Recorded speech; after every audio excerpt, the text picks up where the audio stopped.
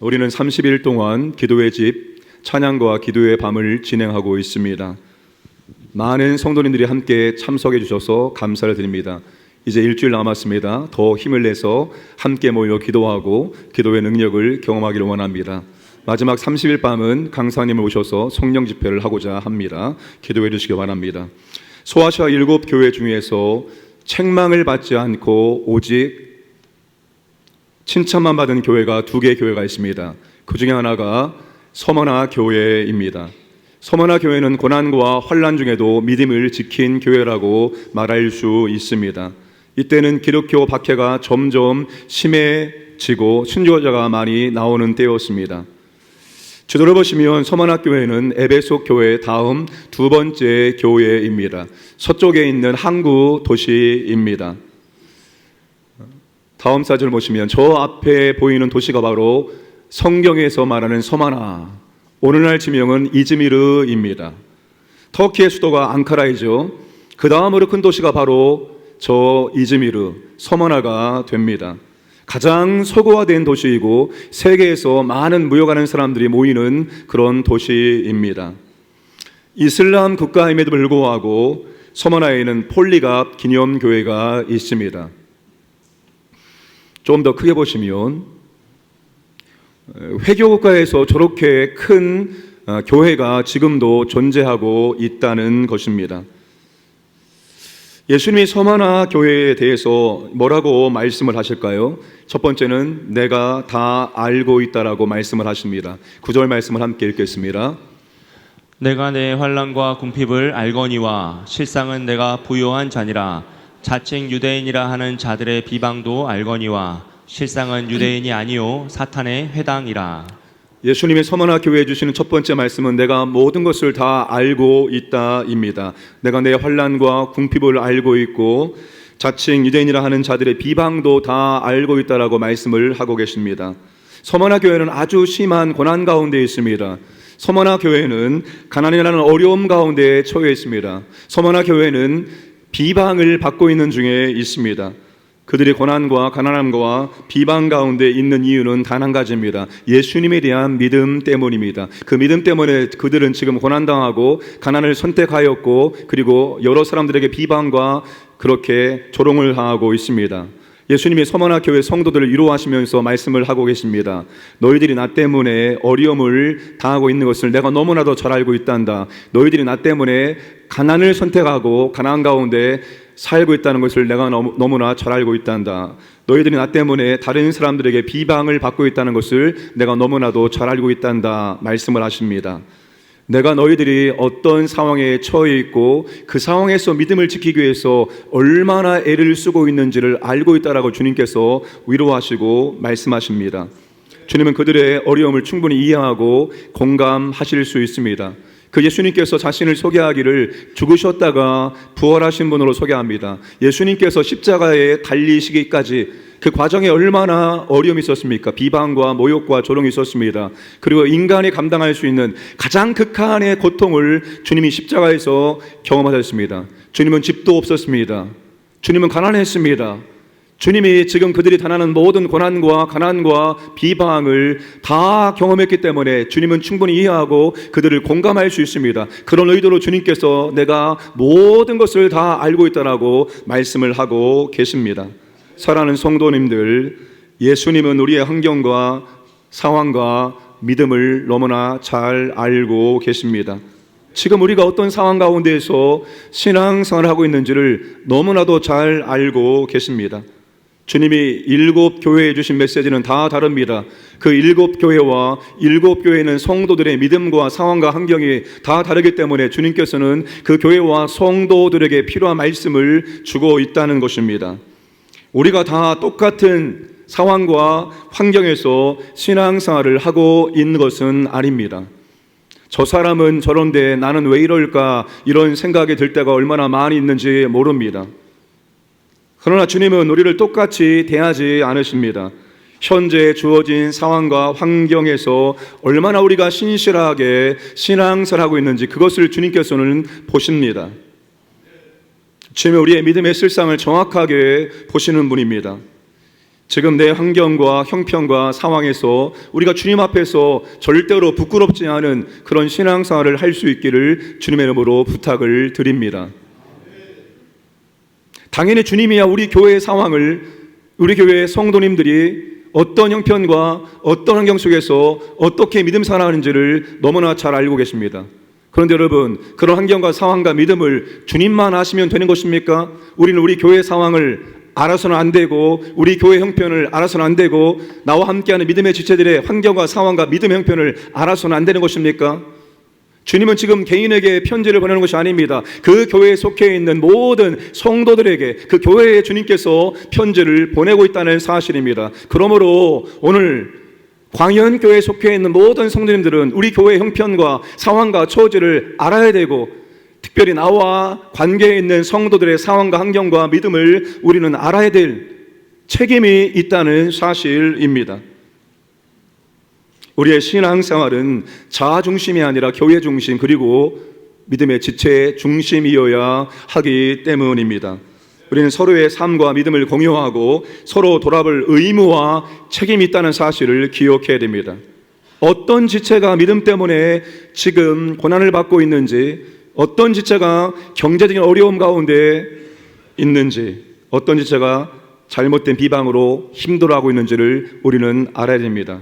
지체들의 힘들고 어려운 상황들을 알고 이해하고 공감하고 기도해주고 우리는 도와주어야 한다는 것입니다. 상반기 구역 모임을 끝냈습니다. 우리 구역장님들 방학이라서 너무나 좋지요. 방학 중에도 우리가 카톡방을 통해서 기도 제목을 올리고 함께 기도하는, 그것은 계속 진행되어져야 하는 것입니다. 상반기 구역 모임을 마친 다음에 설문지로 평가를 해보았습니다. 구역장님들에게 하나님께서 상반기 동안 구역해 주신 은혜와 감사가 무엇입니까? 물어보았습니다. 1번 44명이 대답했습니다.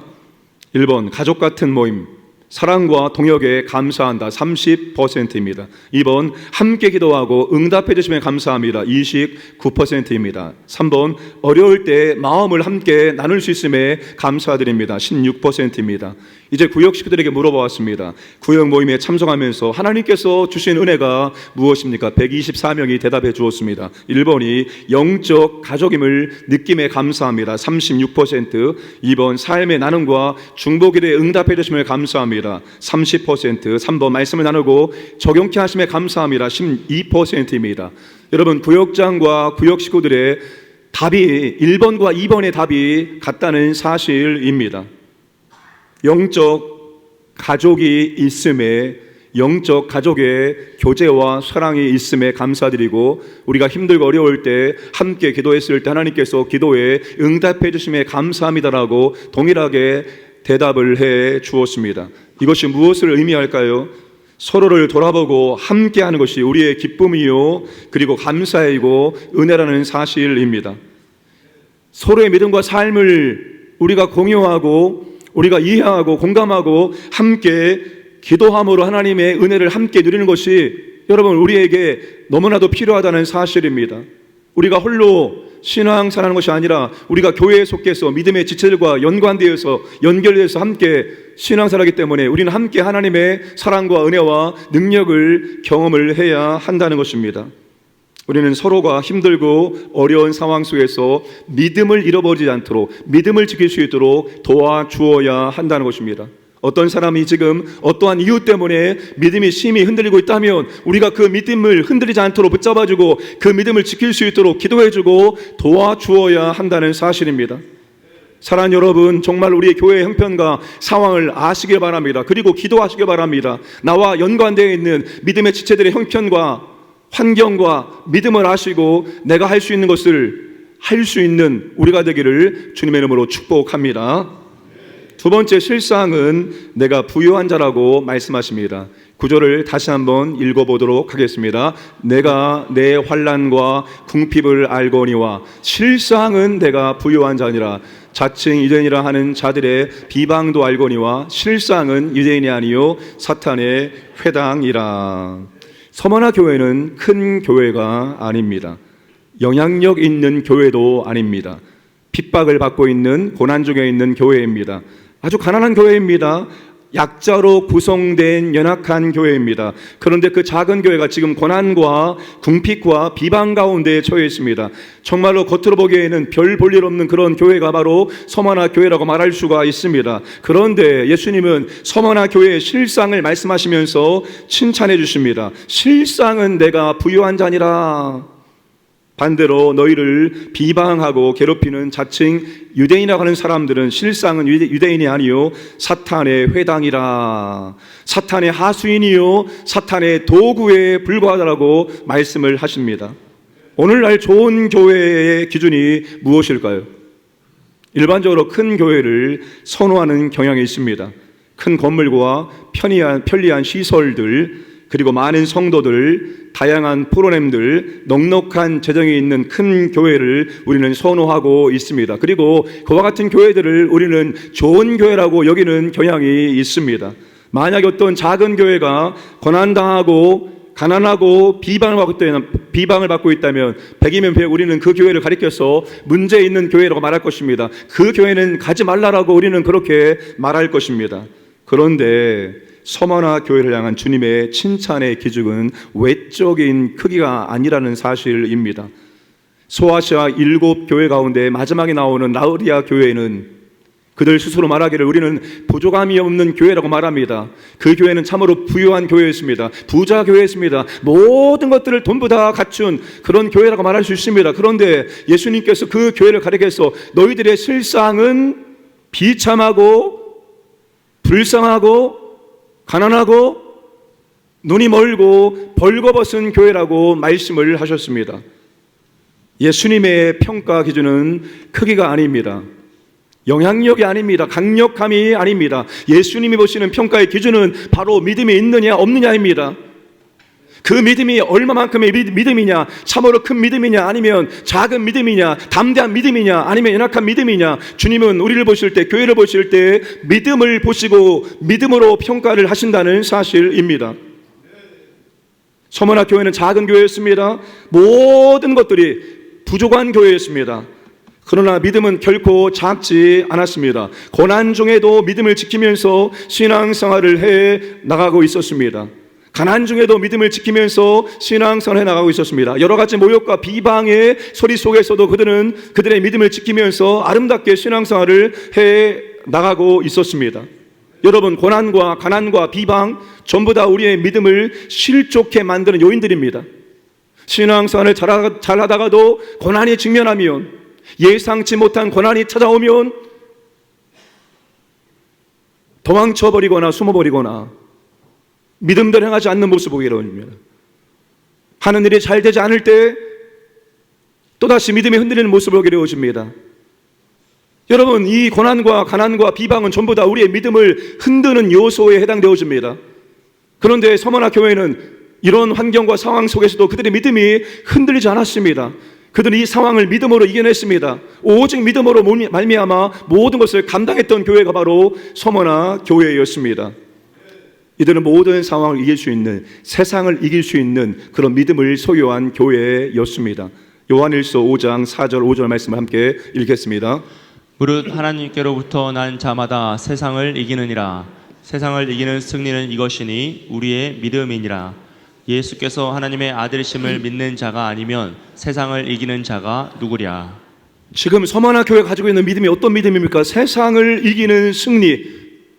세상을 이기는 승리는 바로 믿음입니다. 그 믿음이 어떤 믿음입니까?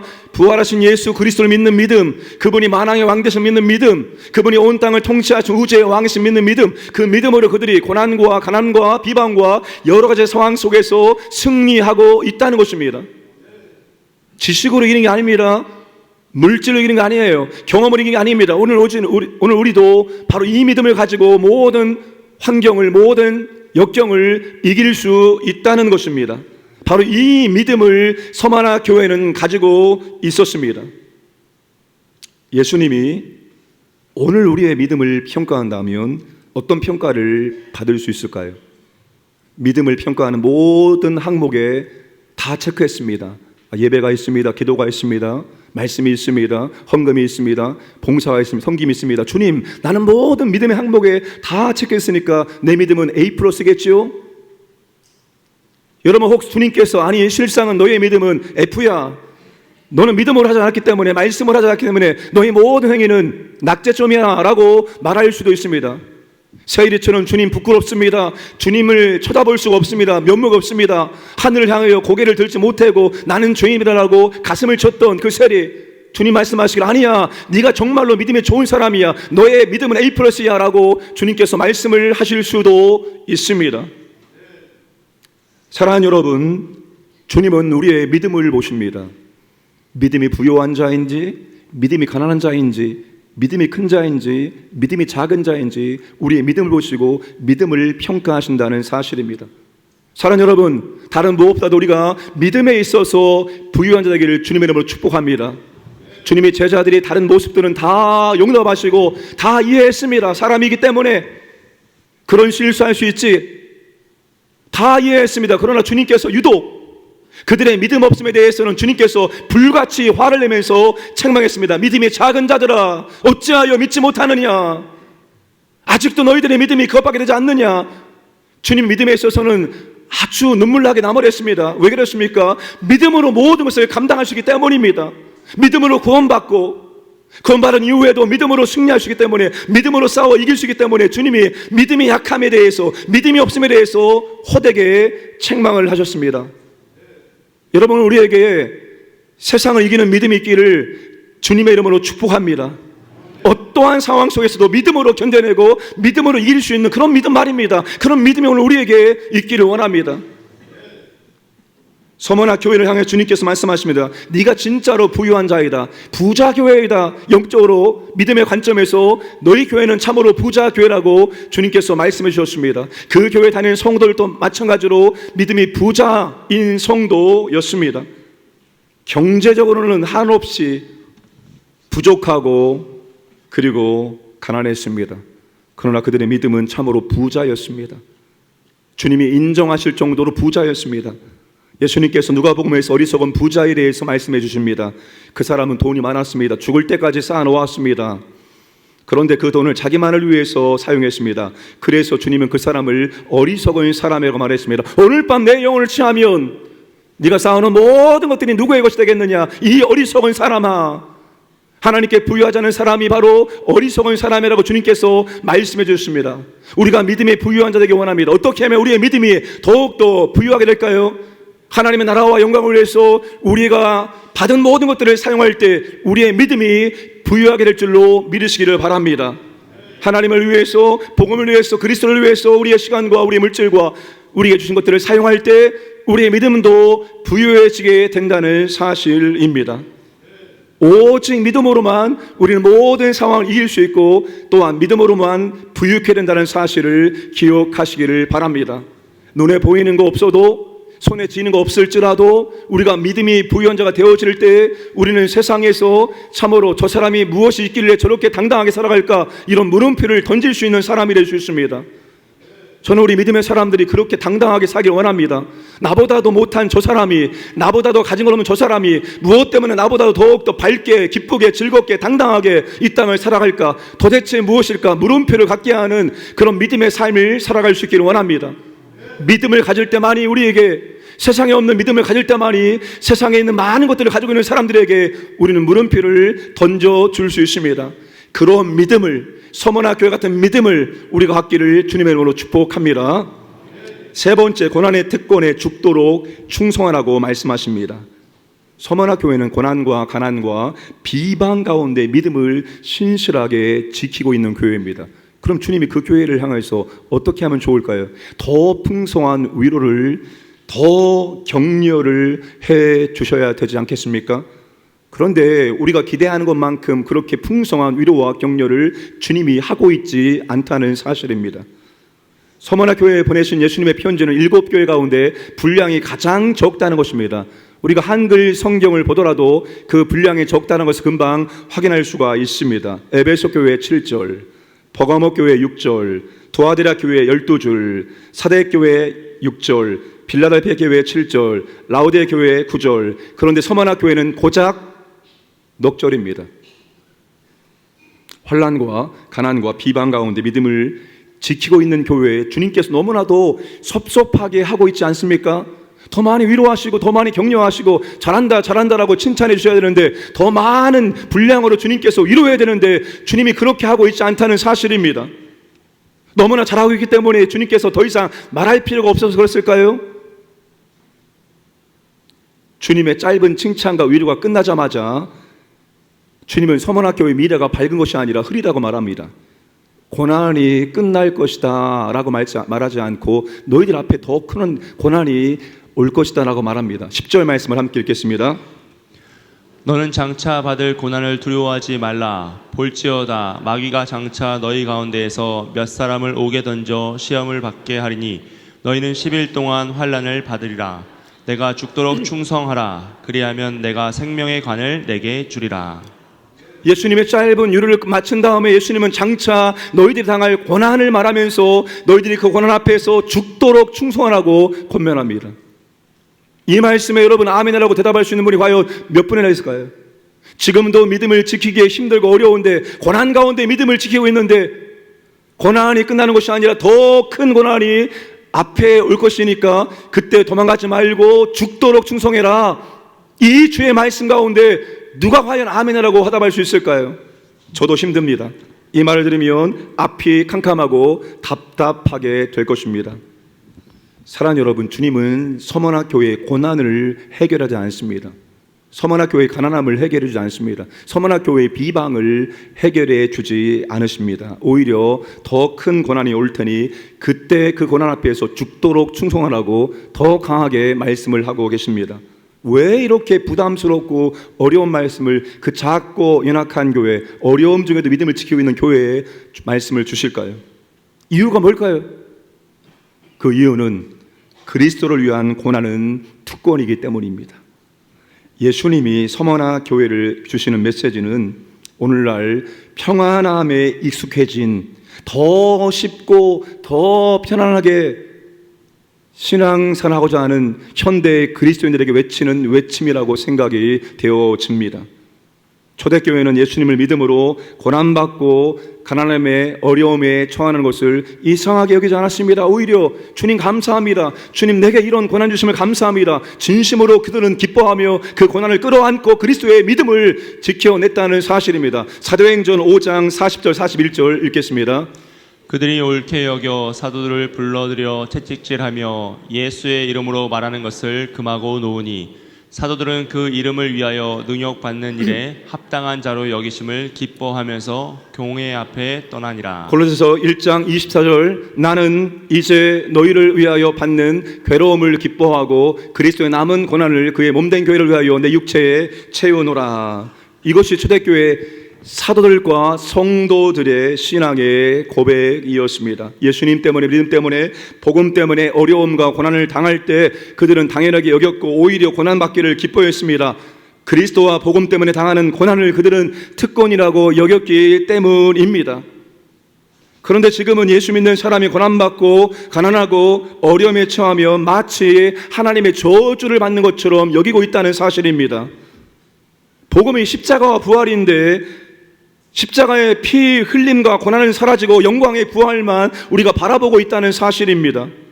하나님의 축복은 고난이 없는 것으로 생각합니다. 하나님의 축복은 평안하고 편안한 것으로 생각합니다. 하나님의 축복은 가난하지 않고 부자가 되는 것으로 생각합니다. 하나님의 축복은 질병이 없고 건강한 것으로 생각하고 있다는 것입니다. 사랑하는 여러분, 복음은 십자가의 복음과 부활의 복음 두 가지로 이루어졌다는 것을 우리가 잊으면 안 됩니다. 우리의 신앙생활 가운데 이 십자가의 복음과 부활의 복음 이 두 가지가 우리의 신앙생활과 함께 가야 한다는 사실입니다. 이 두 가지가 여러분 균형을 이뤄야 됩니다. 서머나 교회는 이 두 가지가 균형을 이룬 교회입니다. 너희들 나 때문에 고난받고 있지. 그 저주가 아니란다. 그건 특권이란다. 내가 이 고난의 특권을 누구한테 주겠니? 고난을 주면 나를 부인하고 나를 욕할 사람에게 내가 이 고난을 주겠니? 고난 앞에서도 아주 담대하게 나를 찬양하며 나를 높일 수 있는 너희 교회에 내가 이 고난의 축복을 주노라. 주님께서 그래서 그들에게 고난을 허락하셨고 더 큰 고난도 바로 그 서머나 교회에 주신 것입니다. 더 큰 고난 앞에서도 그들은 절대로 주님을 부인하지 않고 오히려 고난 앞에 주님을 찬양할 것을 아셨기 때문에 주님이 서머나 교회에 고난을 주신 것입니다. 그리스도를 위한 고난은 여러분 축복임을 믿으시기를 바랍니다. 고난은 특권입니다. 여러분, 아무나 주님께서 고난을 주지 않습니다. 순교자, 여러분, 믿음이 없는 사람이 순교자 됩니까? 주님은 정말로 순교 현장 가운데서도 주님의 이름을 찬양할 수 있는 사람에게 순교의 영광과 특권을 허락해 주셨다는 것입니다. 아무에게나 주님께서 고난을 허락하지 않습니다. 믿음으로 감당해낼 수 있는, 믿음으로 승리할 수 있는 사람, 그 사람에게 바로 하나님께서 고난을 주신다는 겁니다. 그래서 그리스도의 고난은 바로 특권이라는 것입니다.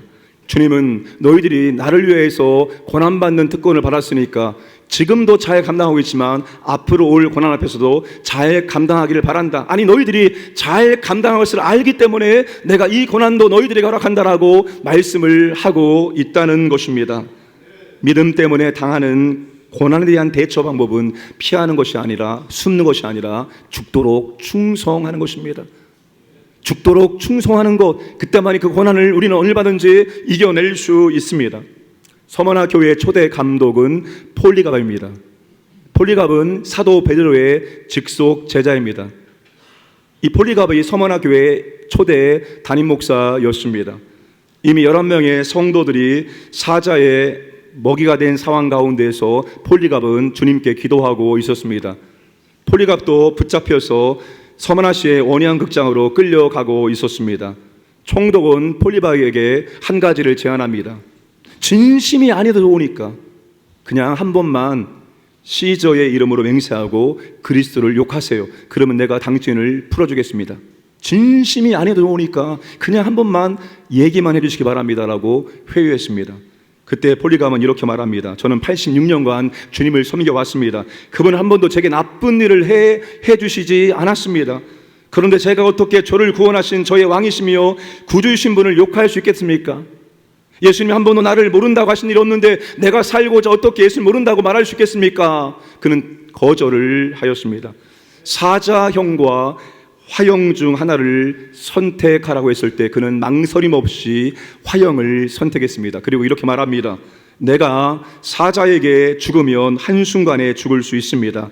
주님이 나를 위해 죽은 그 사랑을 생각할 때 한순간에 죽기에는 너무나도 송구스러울 뿐입니다. 그래서 그는 화형을 선택을 하였다는 것입니다.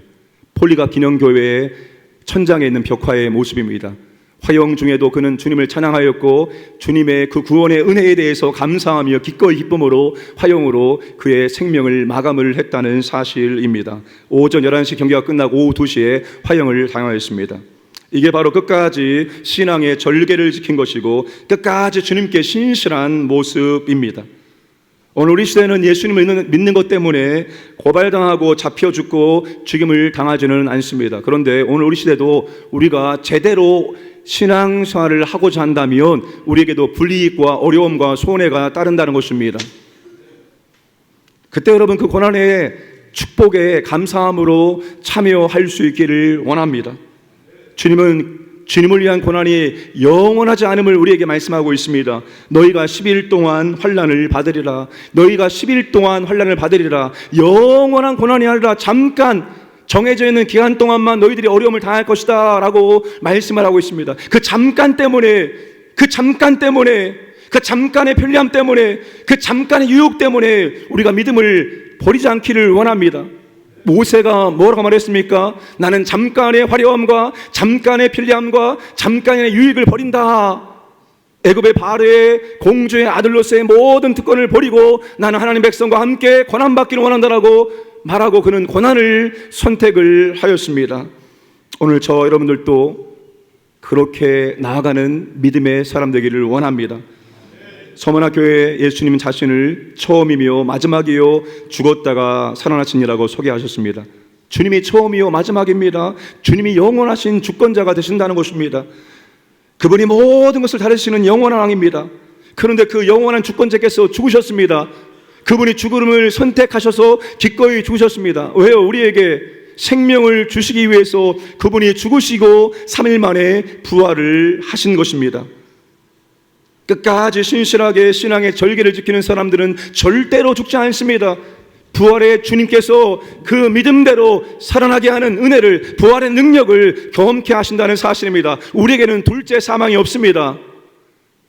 믿음으로 사는 사람에게 주님께서 부활의 은혜와 영광을 주신다는 것입니다. 소아시아 7교회가 있었던 도시 중에 지금까지도 존재하고 있는 도시가 바로 서머나 이즈밀입니다. 다른 모든 도시들은 전부 다 유적으로만 남아있을 뿐입니다. 그런데 서머나 교회가 있었던 서머나는 지금도 이즈밀이라는 이름으로 터키의 3대 도시 가운데 하나로 버젓이 그렇게 있다는 것입니다. 주님께서 믿음을 지킨 그 교회에 살아나는 은혜를 주셨기 때문입니다. 오늘 저와 여러분도 마찬가지입니다. 믿음으로 살면 절대로 죽지 않습니다. 부활하신 주님께서 부활의 영광을, 부활의 능력을, 부활의 은혜를 우리 가운데 허락해 주시기 때문입니다. 사랑하는 여러분, 아무리 힘들고 어려워도, 고난이 있을지라도, 가난 중에도, 여러 가지 어려움 중에도 믿음을 지킬 수 있기를 축복합니다. 주님이 영원한 왕이심을 믿는 믿음, 부활의 주님이심 믿는 믿음, 주님에 대한 믿음으로 모든 것들을 감당하시고 이기시고 주님께 영광 돌리시기를 주님의 이름으로 축복합니다.